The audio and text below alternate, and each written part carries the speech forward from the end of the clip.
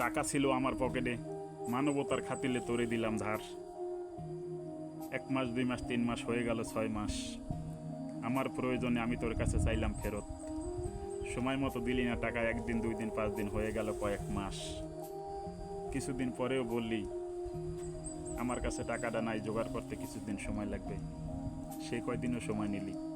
কয়দিন পরে আবারও বললি পুরো টাকাটা দিতে পারবো না, কিছু টাকা জোগাড় করছি, আনছি অন্যের কাছ থেকে সুদে। অর্ধেক টাকা নিয়ে এখন বাকি অর্ধেক পরে। সুদেই যেহেতু আনছিস অর্ধেক কেন দিবি? সুদেই যেহেতু আনছিস পুরো টাকাটাই দে না, কারণ আমার তো প্রয়োজন। তোরে উপকার করছিলাম, এটাই কি আমার ভুল? দে না পুরো টাকাটা। প্রয়োজনে তোর পাও ধরলাম, তাও দিলি না টাকাটা। মনে বড় কষ্ট দিলি, চিনলাম বড় মানুষ। ছন্দে ছন্দে কথা বলতে পারি না, কিন্তু যেটা বললাম এটা আমার ইতিহাস।